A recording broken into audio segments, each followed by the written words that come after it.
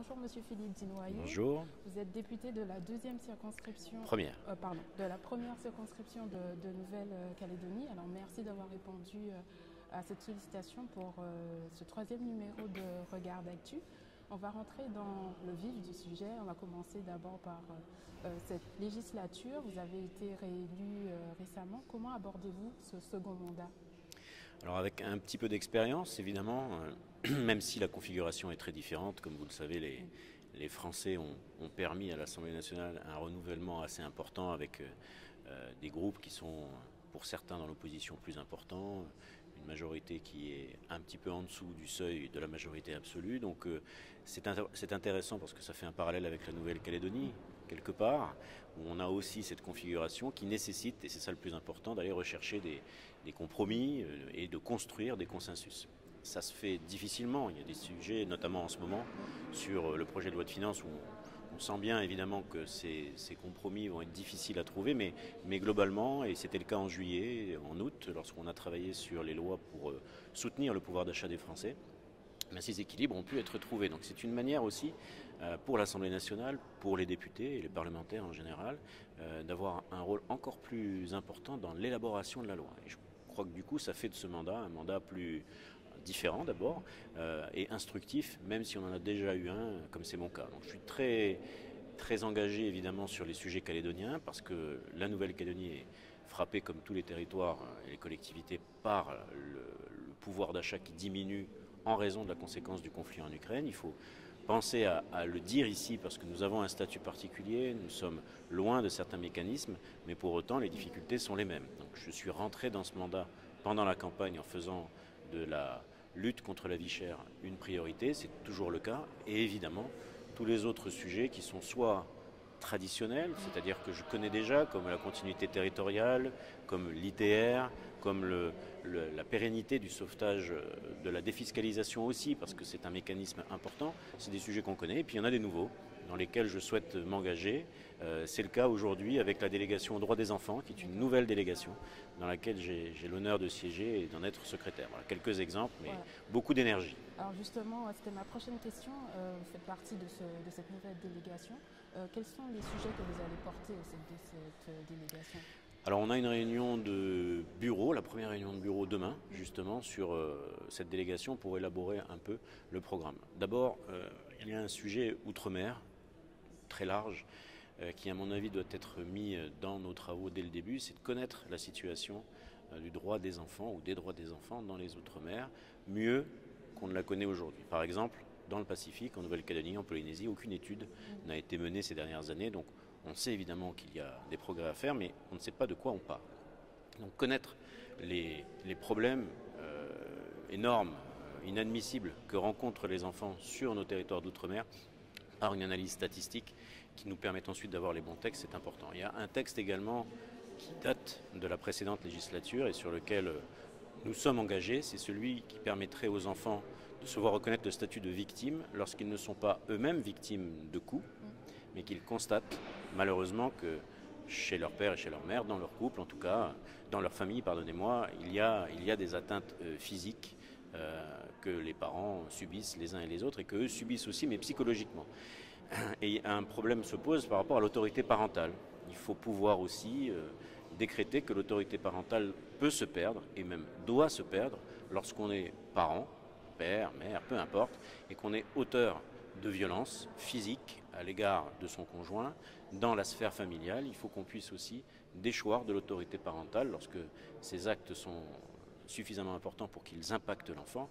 Voilà, c'est un texte qui va modifier, enfin qui prétend et qui souhaite à la fois modifier le code pénal et protéger les enfants, mais les sujets sont très très nombreux et on s'aperçoit en fait surtout qu'il y a eu un grand investissement, et c'est très bien, dans la lutte contre les violences intrafamiliales.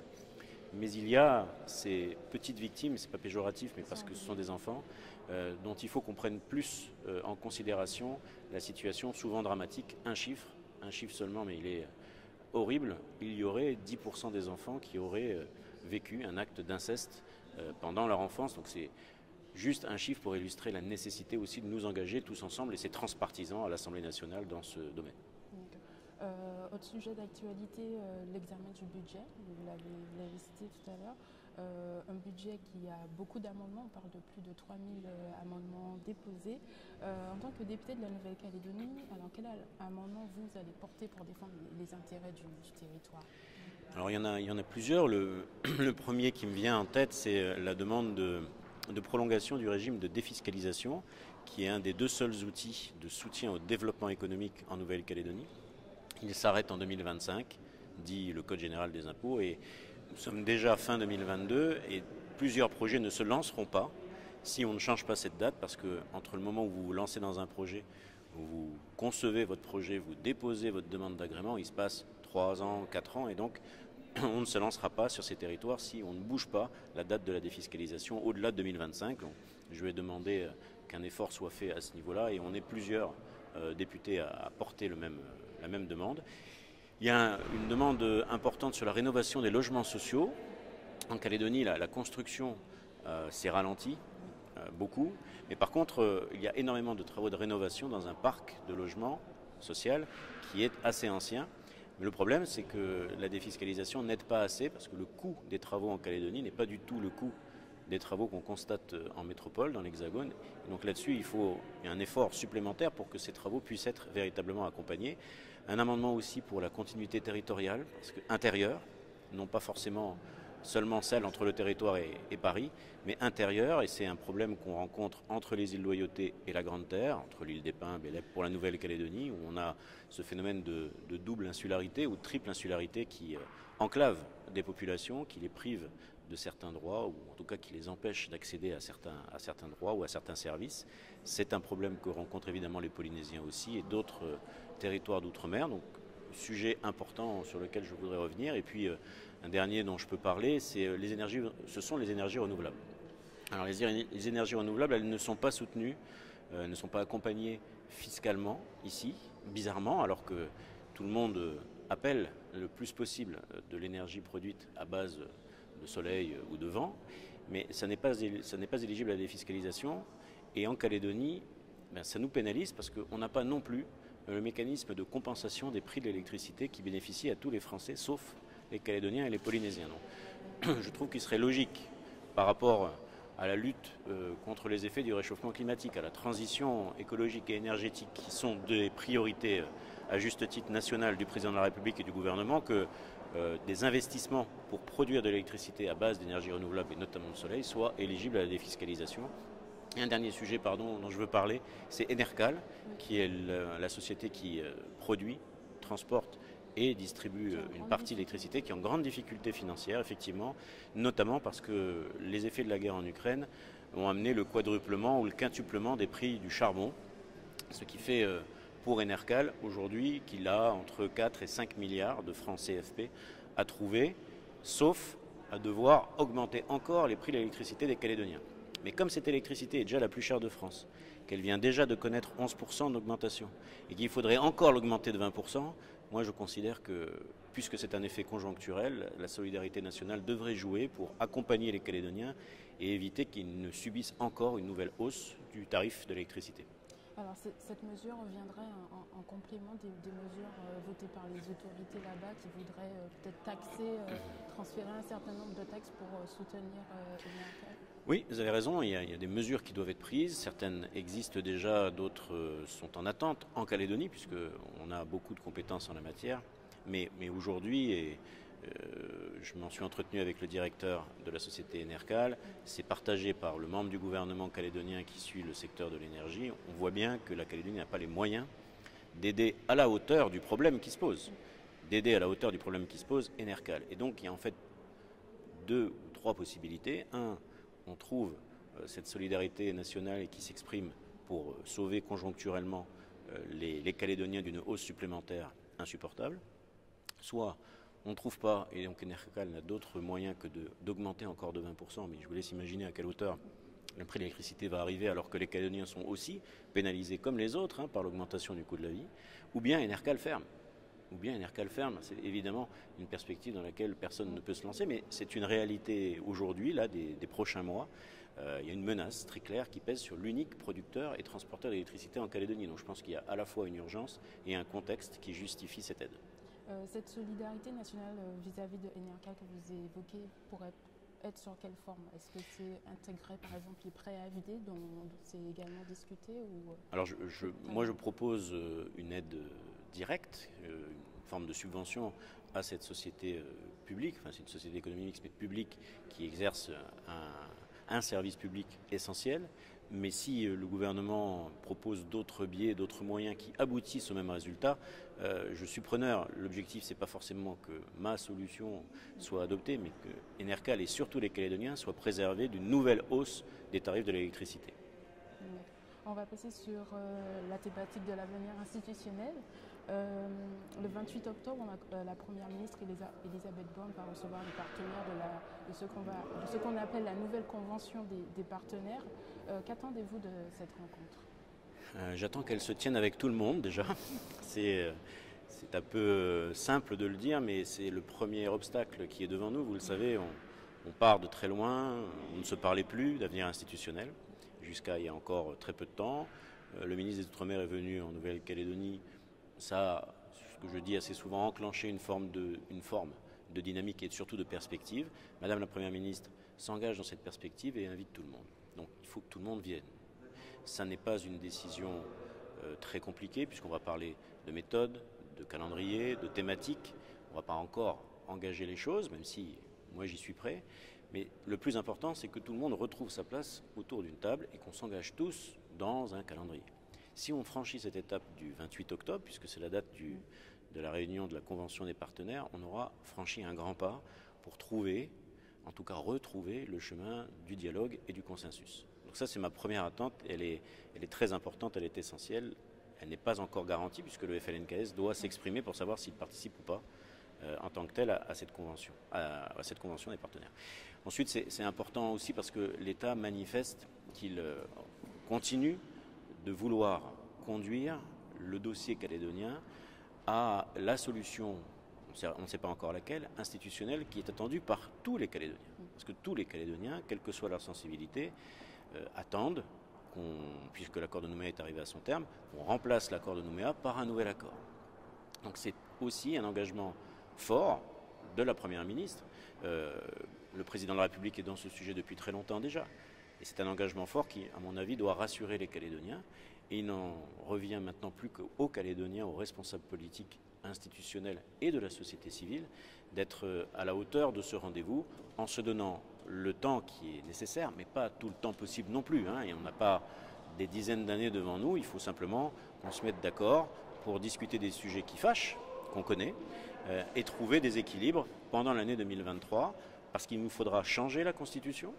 Et ça passe par une modification qui implique les parlementaires, les députés et les sénateurs. C'est long, c'est compliqué, il faut trouver une majorité des 3/5. Donc il faudra laisser au gouvernement le temps de le faire. Donc 2023, c'est l'année clé, si je dois la résumer ainsi. Et au moins, cette dynamique enclenchée lors de la visite du ministre des Outre-mer, qui est confirmée par Madame la Première ministre, nous permettre d'avoir encore un peu plus de perspectives et de rassurer, de redonner de l'espoir aux Calédoniens et aux investisseurs. Alors, avant cette convention des partenaires, il y aura des discussions bilatérales. Vous appartenez au parti calédonien ensemble. Quelle position allez-vous défendre lors de ces discussions avec l'État? Alors, on va voir comment c'est le ministre de l'Intérieur, c'est Gérald Darmanin qui va, sauf erreur de ma part, piloter ces bilatérales. D'abord, elles sont réunies et c'est une bonne nouvelle aussi parce que il y a quelque temps, on n'entendait parler que de bilatéral avec les indépendantistes et le FLNKS, ce qui est légitime, mais il était tout aussi légitime que les non-indépendantistes et également ce temps d'échange et de partage. Dans un format qui est un format, on va dire, où on est tous réunis, donc évidemment on va porter, pour ce qui nous concerne, les mêmes lignes de force que celles qu'on a indiquées pendant la campagne des législatives. C'est-à-dire que nous nous sommes opposés évidemment à l'indépendance qui de toute façon a été rejetée par les Calédoniens à 3 reprises, ou une forme d'indépendance association qui pourrait être proposée par certains.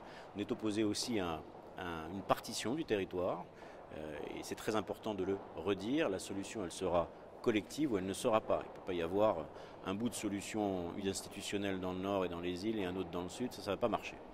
Et ensuite, la position qu'on porte, même si on a beaucoup de choses à dire, mais je ne peux pas rentrer dans le détail aujourd'hui, c'est d'ouvrir très vite les discussions de fond sur les sujets qui fâchent, donc le sujet du corps électoral, parce que c'est le sujet qui vient le premier en tête. Avec quel corps électoral les prochaines élections qui vont désigner nos représentants dans les institutions vont se tenir. Et c'est un sujet très important. On ne peut plus exclure des dizaines de milliers de Calédoniens qui sont durablement installés de cette capacité légitime à vouloir choisir son représentant. Mais c'est un sujet qui est éminemment tendu. Il faut qu'on parle aussi des répartitions budgétaires. La situation est tendue, mais même si elle ne l'était pas, il y a un décrochage entre 1988 et 2022. En 1988, il n'y avait que les 2/3 de la population qui était en province sud. Aujourd'hui, c'est les 3/4. Donc on ne peut plus partir sur la même clé de répartition. Il faut qu'on en parle. La même chose pour la répartition aussi des élus issus des 3 provinces au Congrès. Et puis, le fonctionnement des institutions. Je pense que c'est aussi un sujet qui intéresse les Calédoniens. Et comment on peut faire en sorte que les institutions fonctionnent mieux, travaillent mieux, dépensent mieux, l'argent public aussi, pour être plus efficace. Donc ça veut dire que ce millefeuille de compétences dont on taxe souvent la loi organique, à tort parfois, mais à juste titre parfois aussi, il faut qu'on travaille sur ce millefeuille, qu'on enlève des feuilles, qu'on simplifie l'exercice des compétences, qu'on mutualise des services, qu'on fasse aussi donc des économies et qu'on soit plus efficace. Ça, c'est plus technique, entre guillemets, mais c'est aussi politique, parce qu'évidemment, chaque institution a envie d'avoir ou d'exercer certaines compétences. Et puis, il y a un sujet important qui me tient beaucoup à cœur et je crois qu'il faut absolument qu'on l'aborde pendant ces discussions. En tout cas, on dira que c'est un sujet, c'est l'axe Indo-Pacifique. L'axe Indo-Pacifique qui est, depuis le précédent quinquennat, une ligne de force d'Emmanuel Macron, qu'il a réussi d'ailleurs à faire décliner à l'échelle européenne, puisque maintenant l'Union européenne a aussi élaboré un axe Indo-Pacifique. Il y a évidemment, on le sait, dans la région, une activité diplomatique très forte et géostratégique. La Nouvelle-Calédonie a un rôle à jouer dans cet axe Indo-Pacifique, évidemment.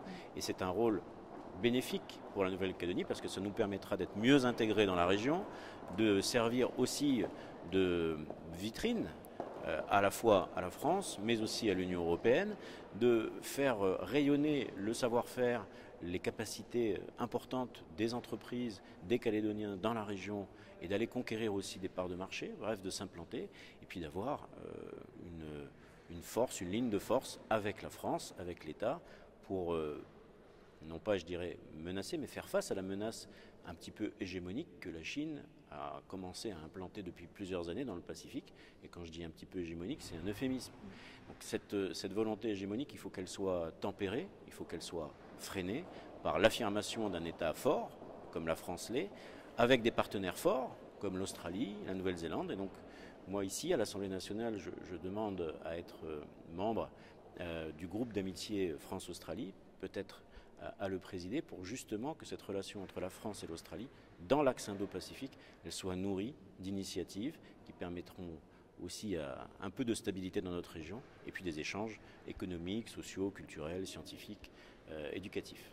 Alors on va revenir dans un instant sur la vision que vous avez de cette stratégie Indo-Pacifique. Question un peu toujours sur l'avenir institutionnel. Devant l'ONU, le président indépendantiste Lumapou a appelé ce qu'il appelle à revisiter de nouvelles perspectives de gouvernance entre la Nouvelle-Calédonie et sa puissance de tutelle. Vous, en Calédonie Ensemble, en tant que parti, vous avez défendu une souveraineté partagée, notamment sur les compétences régaliennes. Est-ce que pour vous, un consensus est possible, un compromis est possible avec les indépendantistes sur une redéfinition de cette nouvelle gouvernance? Alors oui, il y a beaucoup de choses à dire. La gouvernance aujourd'hui des institutions et notamment du gouvernement collégial, elle pose souci. Vous savez, elle est contestée et elle est contestable. D'ailleurs, l'expression du président du gouvernement à l'ONU sans concertation préalable avec les membres du gouvernement montre que la collégialité ne fonctionne pas, en tout cas pas comme elle devrait. Donc cette gouvernance, elle doit être revue. Lorsqu'on parle de souveraineté partagée, de conjugaison entre souveraineté et république, c'est notre proposition pour montrer aux indépendantistes qu'il est tout à fait possible et qu'il est même plus que souhaitable de continuer d'avoir des compétences régaliennes exercées sous l'autorité de l'État qui en a la capacité. Parce que je rappelle que pour pouvoir avoir une police, une justice, une armée, il ne faut pas être 270 000 personnes. Il faut quand même être un État, et un État fort avec, comme la France l'est, des moyens, des capacités de projection, un État de droit, un ordonnancement juridique, enfin. Mais on peut tout à fait aussi permettre à plus de Calédoniens, de Calédoniennes, d'exercer ces compétences régaliennes pour le compte de l'État. Donc conjuguer souveraineté et république, ça se décline de différentes manières. C'est un sujet sur lequel je pense qu'on doit pouvoir avancer pour faire quitter les rives de la pleine souveraineté ou de l'indépendance association qui sont les attentes aujourd'hui et depuis très longtemps des indépendantistes, et trouver un équilibre différent. On peut progresser sur l'exercice de certaines compétences, toujours sur l'autorité de l'État, et puis expliquer aux indépendantistes, si je dois faire court, que la conviction qui est la leur, qu'il faut que la Nouvelle-Calédonie accède à la pleine souveraineté, elle est respectable en soi, pardon, mais elle doit aujourd'hui être examinée par rapport à l'expression démocratique. Et les Calédoniens ont dit non. Donc il y a une autre manière de l'exercer, plus tard, avec des équilibres importants qui permettront, c'est ma conviction, de ne pas avoir un consensus ou de ne pas rechercher un consensus provisoire ou temporaire, mais un consensus d'avenir définitif. Qu'on se mette d'accord, on trouve les équilibres, maintenir évidemment la Nouvelle-Calédonie dans la France, exercer différemment les compétences, peut-être avoir un petit peu plus aussi de compétences là où nous en avons déjà certaines, toujours sous l'autorité de l'État, à répartir de manière un peu plus juste, je dirais, les recettes budgétaires. Tout ça, on peut le faire. Et ça n'empêche pas, puisque le droit à l'autodétermination perdure, qu'avec une majorité qualifiée, qui montrerait à ce moment-là qu'il y a déjà une majorité de représentants des Calédoniens qui sont pour une évolution statutaire, ben un jour peut-être, si les Calédoniens le souhaitent, on se repose cette question. Mais je crois qu'il faut maintenant prendre aussi les enseignements de ce qui s'est passé en 1988, où on avait un accord qui était pour 10 ans, en 1998, où on avait un accord qui était pour 20 ans. Il y a eu beaucoup de progrès qui ont été réalisés, mais deux obstacles, c'est que quand on se donne rendez-vous à 10 ans ou à 20 ans ou à 15 ou à 5, quand on se donne rendez-vous, ça bloque, ça fait se fermer en tout cas des perspectives, de la lisibilité, notamment au plan économique. Et aujourd'hui, les Calédoniens ont besoin d'avoir un horizon dégagé. Les jeunes nous le demandent, mais pas seulement. Donc, pour dégager l'horizon, il faut qu'on trouve un accord définitif, évidemment sur la base de la discussion, parce que c'est la matrice de l'histoire institutionnelle, et que ce consensus le plus large il puisse ensuite être validé par les Calédoniens. Donc consensus local, un consensus national pour modifier la Constitution, et une validation démocratique par les Calédoniens par un référendum, qu'on a appelé référendum de projet. Voilà à peu près l'histoire qu'il faut écrire. Merci. On va passer justement à la stratégie Indo-Pacifique. Justement, vous l'avez évoqué, vous souhaitez intégrer le groupe Amitié France-Australie. Les relations entre les deux pays sont reparties sur de nouvelles bases. Un sommet des ministres de la Défense notamment est prévu en Nouvelle-Calédonie prochainement. Comment voyez-vous cette nouvelle coopération entre les deux pays ? C'est une très bonne nouvelle, d'abord parce que ça vient retisser les liens qui s'étaient brisés après l'affaire des sous-marins, mais qui n'avaient pas non plus complètement effacé la relation d'amitié qui s'est reconstruite entre la France et l'Australie depuis déjà plusieurs années. L'Australie est demandeuse depuis toujours, et je le confirme pour m'en être entretenu avec Madame l'ambassadrice d'Australie en France, évidemment demandeuse de France dans la région.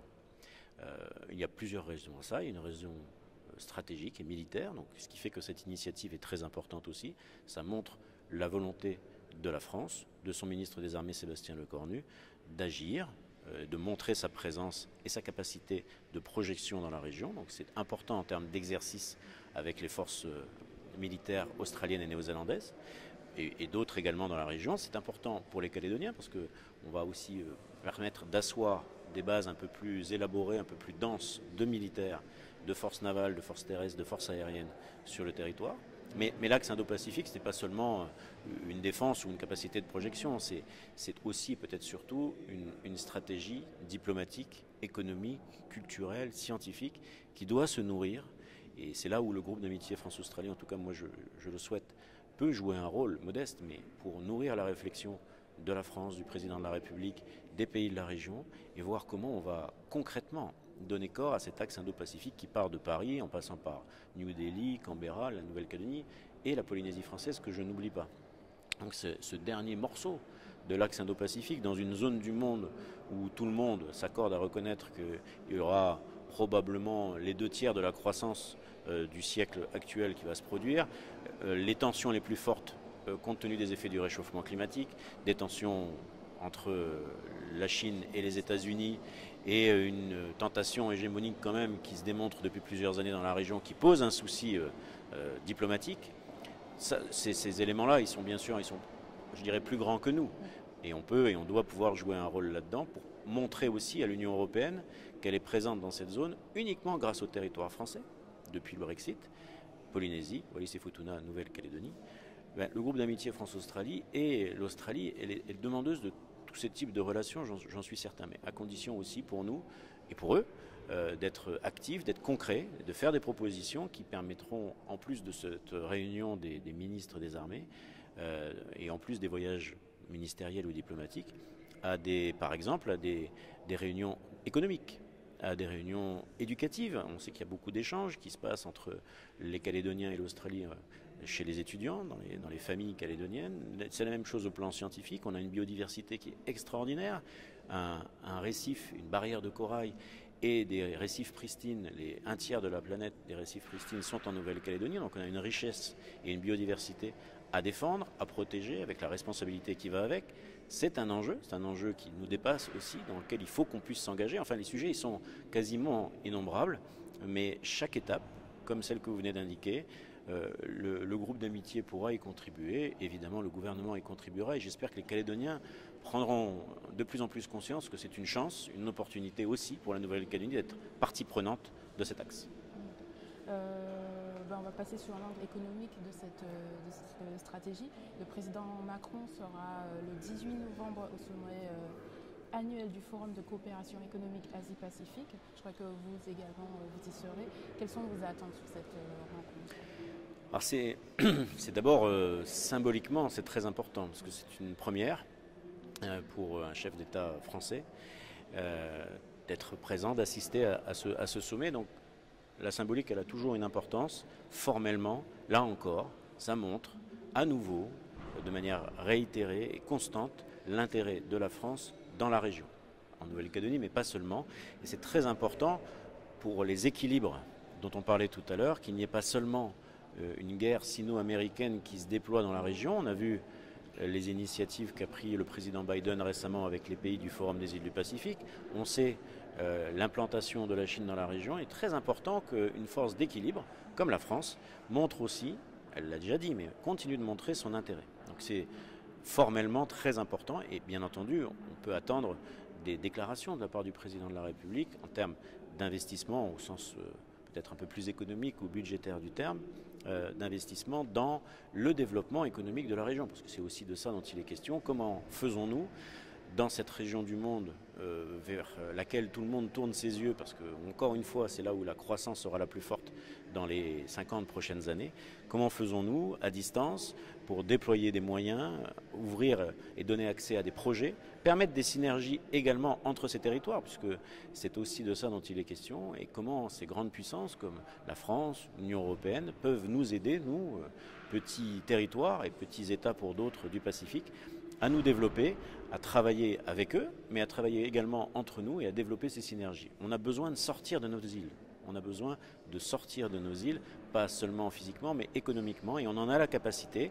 Ça n'est pas simple parce qu'évidemment il y a la distance, il y a les barrières de la langue, il peut y avoir un certain nombre d'obstacles, mais il faut qu'on ait cette conscience que l'avenir de la Nouvelle-Calédonie, en tout cas selon moi, au plan économique, au plan institutionnel, de toute façon, il se passera dans la région. Donc, à nous de bien gérer ce qu'il y a à l'intérieur, mais à nous de nous projeter aussi, d'aller rechercher ces synergies, de faire valoir les compétences qui existent en Calédonie. Elles sont très nombreuses, il y a des savoir-faire très importants qui n'existent pas dans certains pays de la zone. Donc ça a une valeur économique. Voilà, donc la présence de la France, elle est symboliquement et sur le fond économiquement très importante pour tracer des perspectives dans les 5, 10 ou 15 prochaines années. Et je suis sûr que c'est une première qui appellera d'autres visites, d'autres déplacements, peut-être pas du chef de l'État, mais de ministres du gouvernement national.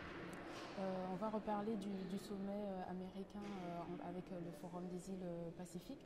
La Nouvelle-Calédonie et la Polynésie étaient invitées en tant que membres à part entière du Forum des îles Pacifiques. Cette présence était importante d'y aller pour Louis Mapou et Edouard Fritsch. à Washington? Alors c'est donc la Nouvelle-Calédonie et la Polynésie qui ont été invités parce que ce sont ces territoires qui sont membres du Forum des îles du Pacifique. Oui. Et puis il se trouve que, à ce moment-là de l'histoire, le président du gouvernement, donc c'est Louis Mapou et Édouard Fritsch. Donc répondre à cette invitation, ça ne me pose pas de problème puisque ce sont les membres du Forum des îles du Pacifique qui étaient invités. Mais ils ont évidemment des statuts institutionnels très différents. Pour la majorité d'entre eux, ce sont des États indépendants. Pas la Nouvelle-Calédonie, pas la Polynésie française. Il ne faut pas qu'il y ait, je suis sûr qu'il n'y en a pas, mais d'ambiguïté entre le fait de participer à une réunion internationale, même lorsque c'est à la Maison-Blanche, et considérer que du coup, on est encore en train, ou déjà en train d'accéder vers un statut de pleine souveraineté. Ça n'a rien à voir. Hein. La Calédonie participe déjà à des organisations internationales, l'OMS, dont l'antenne des pays de l'Est et de l'Asie du Sud-Est se trouve en Asie. Bien, la Nouvelle-Calédonie, elle est membre de cette antenne de l'OMS, elle est membre de l'UNESCO, elle est membre d'organisations internationales. C'est pas pour ça que ça veut dire que notre statut doit évoluer en la matière. Donc, il ne faut pas jouer sur une ambiguïté, une forme d'ambiguïté, parce qu'un président d'un gouvernement qui serait lui-même indépendantiste participerait à cette réunion. Je pense que c'était une démarche que les États-Unis ont voulu faire pour contrer ou offrir d'autres perspectives que ce que la Chine peut déjà offrir depuis des années. Avec une même volonté de s'implanter d'ailleurs finalement, hein, c'est dit de manière différente, mais les États-Unis comme la Chine ont et cherchent une implantation territoriale de plus en plus grande, ce qui signifie pour moi qu'il est très très important justement que la Calédonie reste bien au sein de la République, dans la France, ne soit partie prenante ni d'un grand bloc ni d'un autre grand bloc qui vont s'opposer et qui s'opposent déjà, mais plutôt d'une force une troisième force d'équilibre qui est celle de la France et donc de l'Union européenne. Dans le Pacifique, c'est la seule capacité qu'on a et c'est à mon avis le choix qu'il faut faire, évidemment, pour ne pas tomber dans une caricature. Mais voilà, c'est une invitation. C'est normal que les territoires honorent cette invitation. Je ne sais pas sur quoi ça débouchera. Voilà, donc c'est important de bien dire les choses. Ce sont des pays indépendants qui ont été invités et des territoires qui ne le sont pas et qui ne doivent pas l'être, la Polynésie et la Nouvelle-Calédonie. Au niveau, toujours dans la région Pacifique, on voit quotidiennement cette bataille entre ces deux géants chinois et américains. Vous parliez tout à l'heure de l'importance du rôle de la France dans cette zone. Comment la France peut-elle mieux se faire entendre face à ces deux géants et comment peut-elle mieux jouer, si on le veut, ce rôle d'arbitre? Alors, notamment, comme le président souhaite le faire en fin d'année, en étant soit lui-même présent, soit en envoyant bien sûr des ministres du gouvernement dans les réunions d'organisations régionales. Il y a plusieurs entités régionales qui se réunissent régulièrement et je crois que diplomatiquement, il est important que la France investisse encore un peu plus ce champ, qu'elle ne le fait aujourd'hui, prenne des initiatives également, montre son attachement aussi aux territoires qui sont les territoires qu'on connaît, les 3 territoires du Pacifique. C'est une opportunité extraordinaire d'être dans un ensemble plus grand que nous, celui de la République. Et c'est aussi un signal qu'il faut bien intégrer. Si nous n'étions plus dans cet ensemble, personne ne peut croire que nous serions totalement indépendants et libres de quoi que ce soit. Nous serions immédiatement soit mangés par la Chine, soit mangés par les États-Unis, évidemment, parce que leur puissance est colossale. Donc pour éviter d'être mangé, digéré à une sauce que je ne connais pas, moi je préfère continuer de faire prospérer ce territoire dans l'ensemble républicain, dans la France, avec un pays qui a une carte à jouer, parce que la France et sa voix est dorénavant, depuis 2017, entendue, réentendue à l'échelle internationale. La France est attendue dans la région, je le redis, la Nouvelle-Zélande, l'Australie, le Japon et d'autres puissances attendent la présence de la France et de l'Union européenne pour justement tempérer, en tout cas essayer de limiter les effets de cette guerre sino-américaine qui s'installe dans la durée, cette nouvelle guerre froide dont on parle. Donc c'est pour moi évident que le choix, mais c'était en train d'être fait, le choix diplomatique de la France, c'est d'investir encore un peu plus les pays de la région, d'investir les organisations régionales, de formuler des propositions, d'être moteur aussi sur certaines thématiques. Je pense à l'environnement, je pense à la protection de la biodiversité également, où on sait que Emmanuel Macron, la France, a un langage de vérité volontariste depuis plusieurs années. contrairement à la Chine et contrairement aux États-Unis. Donc il y a vraiment des cartes maîtresses à jouer et je suis sûr que c'est l'ambition du président et de Madame la Première ministre. L'économie, est-ce que sur le terrain, vous sentez une certaine tension? Ben oui, alors la Nouvelle-Calédonie, elle vit dans l'attente de lever l'hypothèque sur l'avenir institutionnel. C'est une autre manière de dire que les Calédoniens attendent de nous la suite de l'accord de Nouméa et, je le souhaite, un consensus définitif sur un avenir nouveau. Pourquoi? Parce que tant qu'on n'a pas levé cette hypothèque, tant qu'on ne sait pas à quelle sauce on sera mangé au plan institutionnel, les investisseurs ne se lancent pas, puisque quand un investisseur se lance, il se lance pour 20 ans, 15 ans, 25 ans, et il n'a pas de visibilité à plus d'un an ou deux, donc il ne se lance pas. On voit aussi, et c'est une nouveauté, vous savez que les flux entre les personnes qui rentrent et les personnes qui partent se sont inversés, qu'il y a maintenant un solde négatif, et plus de personnes qui partent, y compris des Calédoniens qui partent et qui quittent le territoire, pour une seule raison, au fond, c'est que justement, ils n'ont plus cette visibilité. Quand on n'a pas de visibilité, on n'a pas confiance. Si on n'a pas confiance, on cherche ailleurs, à un endroit où on se sentira plus à l'aise. Donc la Calédonie, elle est traversée par ces courants-là, d'attente ou d'attentisme, d'inquiétude finalement. Et évidemment, ça se ressent sur l'économie. Il y a certains secteurs qui se portent bien et d'autres secteurs qui se portent beaucoup moins bien. Le secteur du BTP, par exemple, est assez sinistré, même si on peut espérer qu'il y ait des frémissements. C'est aussi pour ça que dans l'examen du projet de loi de finances, et de manière plus globale, ici avec le gouvernement, je voudrais qu'ils arrivent à entendre cette voix qui a l'air d'être lointaine, parce qu'on est à 22 000 km, mais qui est finalement les mêmes attentes que les Français de l'Hexagone, c'est-à-dire avoir de la visibilité, être protégés face aux effets de cette crise internationale qu'est la guerre en Ukraine, qui obère leur pouvoir d'achat, qui diminue leur capacité de vivre tous les jours, et dans un territoire où la vie est déjà très très chère. Donc notre capacité d'absorber encore un peu plus de vie chère, elle est quasiment nulle. Et pourtant, c'est le moment qu'on est en train de traverser.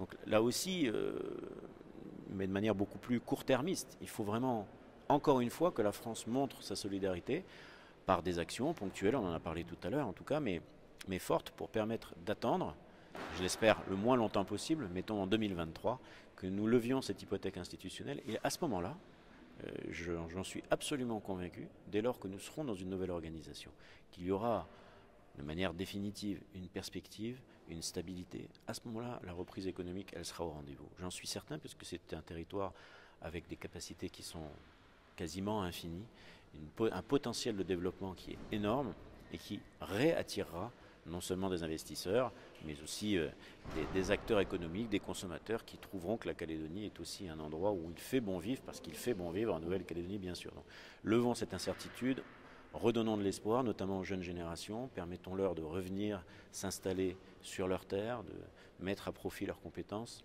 Et en 2023, donc, j'espère que tout ça sera derrière nous et qu'on pourra repartir avec des problèmes encore à régler bien sûr, mais surtout une croissance qui reprendra, un développement qui reprendra, une paix qui sera confirmée, parce que c'est aussi un enjeu important de ces discussions. Alors pour vous, l'année 2023 sera une année pivot importante pour vous? Vous oui. fixez 2023 comme, oui. Comme cadre. Oui. Alors, évidemment, c'est en 2023 que les choses doivent se passer. Pourquoi? Parce que 2022 c'est quand même déjà bien passé, ça m'étonnerait qu'on trouve une solution avant la fin de l'année. 2024 ce sera trop tard. C'est trop tard parce qu'on a un problème d'ordre institutionnel et constitutionnel avec les élections qui doivent, puisque le mandat des élus provinciaux s'achève en 2024, qui doivent être réimaginées dans un environnement constitutionnel qu'on n'a pas élaboré, avec un corps électoral dont on n'a pas discuté. Donc voilà, posons-nous les questions. En fait, c'est assez simple. Est-ce qu'il y a des sujets qu'on ignore? Non, on les a tous identifiés. Est-ce qu'on sait, chacun de nous, indépendantistes d'un côté, non indépendantistes, quels sont nos arguments? Oui, on les connaît. La seule chose qui nous manque, en fait, c'est de pouvoir en discuter les uns avec les autres et de trouver les points d'équilibre sur chacun des sujets. Donc dès lors qu'il y a cette volonté et cette présence, notamment à cette première réunion du 28, on pourra enclencher et être au moins aussi intelligent que nos prédécesseurs qui ont su, dans des contextes beaucoup plus compliqués, à la fin des années 80, après 4 ou 5 années de guerre civile, trouver des équilibres en 88, les retrouver en 98. Donc c'est possible en 2023. On a tous les éléments pour le faire. Il y a encore 2 audits qui vont être menés sur le bilan de l'accord de Nouméa, sur la décolonisation. On a tous les travaux antérieurs. Enfin voilà, on est prêt. Il faut juste qu'on trouve cet espace, ce temps et cette volonté commune pour dialoguer et rechercher le consensus. Je vous remercie beaucoup, monsieur le député. Merci de votre invitation. Merci beaucoup.